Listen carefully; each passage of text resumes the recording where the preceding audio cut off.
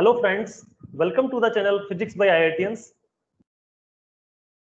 Okay, in this video, I am going to discuss about the need of Dirac delta function. That why we need Dirac delta function while we do calculations in quantum mechanics and as well as in EMT. So the Dirac delta function arises mainly due to the divergence of this vector. So suppose I am saying this vector as here a is equals to r cap by r square. So divergence of due to concept of divergence of this vector, Dirac delta function arises. So I will explain this point clearly. Now we have to verify the Gauss divergence theorem for this vector, that is a vector, that is r cap by r square. So we have to satisfy Gauss divergence theorem over a sphere of radius r centered at origin. So as we all know that Gauss divergence theorem used for we can change using Gauss divergence theorem a surface integral into an volume integral. So a dot ds, that is the surface integral of vector A over a surface S is equals to divergence of that vector and it was integrated over the volume V. So now we will solve this theorem on the vector A. So when I take left hand side, that is A dot ds. So here A vector is r cap by r square, and in spherical coordinate system when I calculate the surface integral, I get a result here 4 pi. But when I solve right hand side, that is divergence of a vector and integrated over the volume V, then I get result here 0. So why I am getting here result 0? Because in spherical polar coordinates, when I calculate divergence of r cap by r square, then I get here. So uh, we will write here divergence uh, of this vector in spherical polar coordinates. So divergence operator we will write first of all in spherical polar coordinates, and then I place here r cap by r square. Then I get result 0.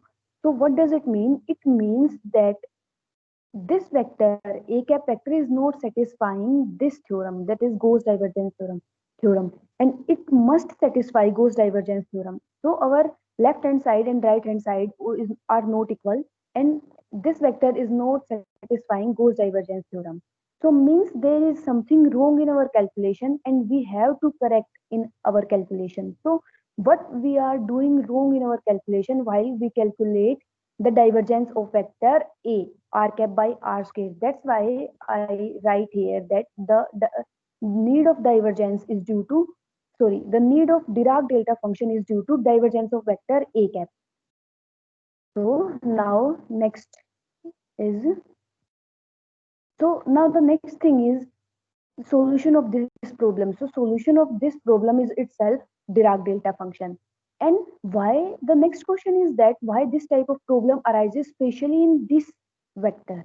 Because so this vector blows out, so this vector gives us value infinite at r equals to 0, and when I use spherical polar coordinates and find divergence of this vector, so it gives us 0 because this vector blows out at r equals to 0. So at r equals to 0, we are not confirmed that what is going to happen with this vector at r equals to 0.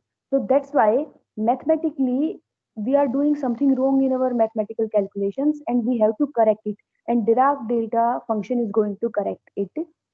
So we will, in order to solve our problem, we will use these 2 points, that divergence of vector A, that is r cap by r square, is equals to 4 pi, and this is the Dirac delta function in 3 dimensions. So we have to use this point and this point. So both these are the properties of Dirac delta function, that Dirac delta function in 3 dimensions, and when we integrate it over an volume V, so here d2 represent dV.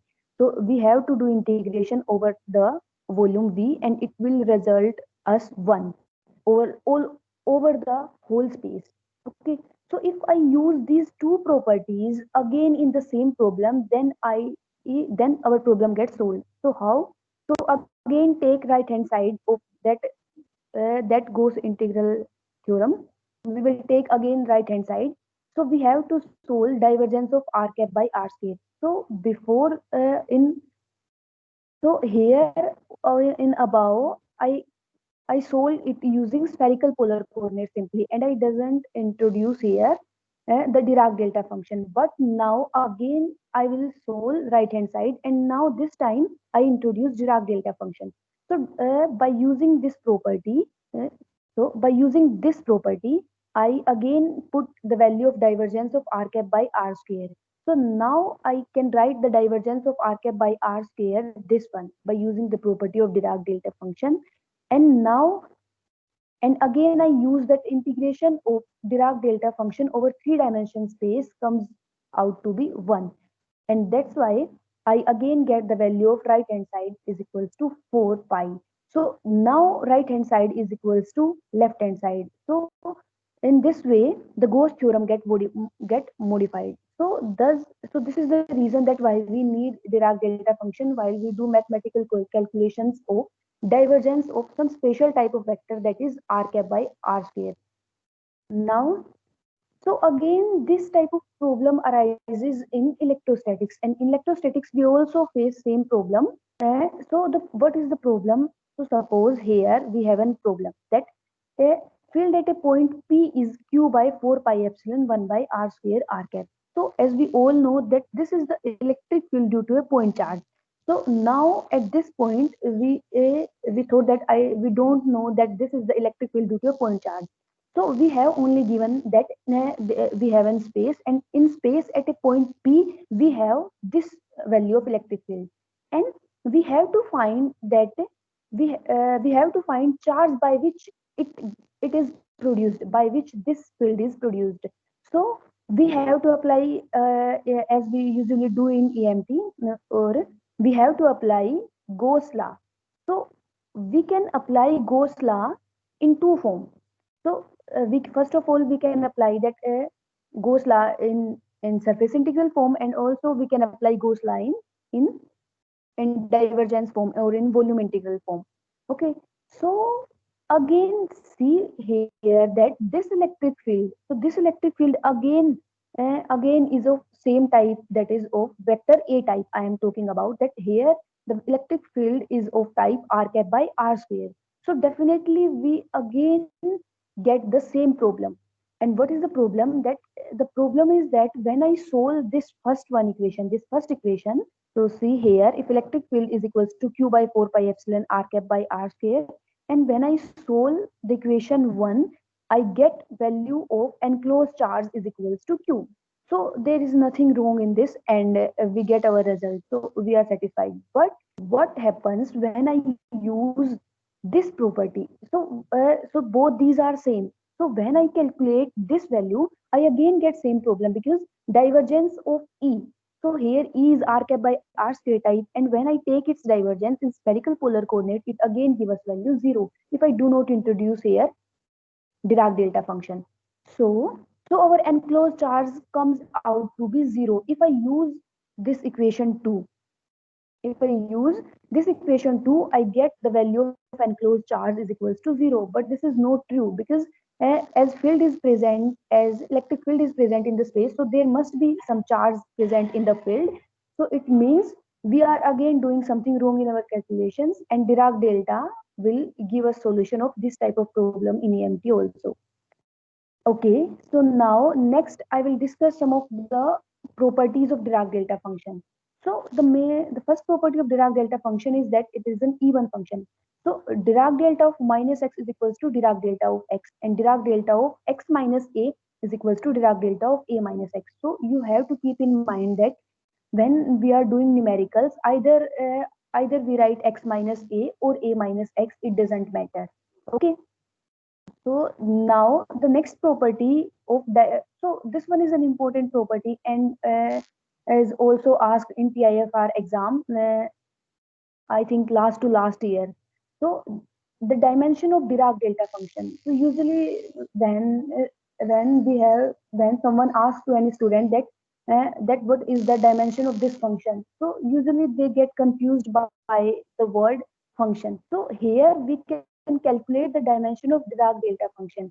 And as we know the property of Dirac delta function, that its volume integral over the volume V comes out to be 1. So this is on right hand side we have some dimensionless quantity. So it means on left hand side we must have dimensionless quantity. So as we all know, the volume have dimension of L cube. So in order to make it dimensionless, the Dirac delta function must have a dimension of 1 by L cube. So we can say that the dimension of Dirac delta function in 3 dimension is 1 by L cube, and in one dimension, the dimension formula of Dirac delta function is 1 by L. Okay. Now the next property of Dirac delta function is when I take the integration of Dirac delta function multiplied by some function f of x over the limit a to b, then its value is equals to f of x naught. So x naught, this point and this point are same, but it is the value only if the x naught lies between the limits in which we are integrating our problem. Otherwise if x naught is greater than b or less than a, then our this result comes out to be 0. So now the next property is that, so you have to keep in mind that uh, when I am talking about these properties, I always write here x. X means if there is any problem in which we get value x is multiplied by something, so we have to use this property, and by this property we can solve our problems too. Now the if we have if we have Dirac delta of multiplication. Okay, now if the input value of Dirac delta function is not linear, it is quadratic, then we have to change our Dirac delta function in linear form. Okay, so see here the input of Dirac delta function here is quadratic, so we have to change it into the linear form using this property. And now next is the derivative of Dirac delta function. If we have something and we have to do derivative of Dirac delta function, and that Dirac delta function is also multiplied by some function all over the space, then while solving it, we have to do derivative of that function at the point A. And so using this property, we can solve these type of problems. And now next, so these are not the properties, but we can say that how we can write Dirac delta function in different coordinate system. So this is in x, y, z coordinate system, and how we can write Dirac delta function in spherical polar coordinate system, and similarly in cylindrical coordinate system. Now I will discuss some of the problems. So see here, we have to calculate this one. So we first of all in this type of problem we have to find the value of x from this argument, that is input of this Dirac delta function. So here x is equals to -1, and the -1 is not lying in limits 0 to 3. So it means this will give us a result 0. Now see the next example and compare with this first one. So here when we find the input parameter of this Dirac delta function is x minus 3. So I can calculate from here that x is equals to 3, and this x equals to 3 lies in the limit 0 to 6. So we can find this value, and we can find this value by placing this, we can find this integral value, and we have to find this function, that is 3x square minus 2x minus 1 at x equals to 3. Okay, so now next. So this one is an important example. See here that here the input of Dirac delta function is 3x plus 1. First of all, we have to change our this function so that it is not of form 3x. So as I already discussed in all properties, we have the input parameter of Dirac delta function in something of like x form, and not of type some constant multiplied by that function, that is x. So first of all we have to change it the into the form like this, x plus 1 by 3. So I have to take common from here 3. So when I take common 3, so now I can use this property, that is delta ax is equals to 1 by delta x. And using this property, now I can calculate the value of this function at x equals to minus 1 by 3, and I can find that here I can see that at x equals to minus 1 by 3, so it is lying in the limit minus 1 to 1. So we can easily find this value. And now the next problem is, yeah, this one. If input of Dirac delta function is of quadratic type form, so as I already discussed in properties, first of all we have to change it into linear form. So for this I have to do its factorization, and I can do its factors like this. And we have to change this Dirac delta function into the sum of two Dirac delta function using the property, and then I can solve it. Okay, by changing it, I can see clearly from here that from here I can get x equals to minus 4. And when I place the value x equals to minus 4 here, it comes out to be 0. Why it is 0? Because the minus 4 is not lying in the limit minus 1 to 1. So this integration will result as 0, and we can solve this integral because at x equals to minus 1. So it is inside this limit. So I can solve it like this.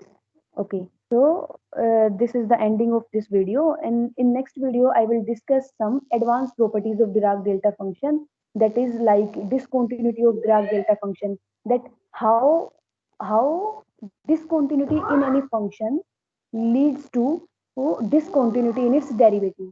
So these advanced properties I will discuss in the next video. Okay, thank you.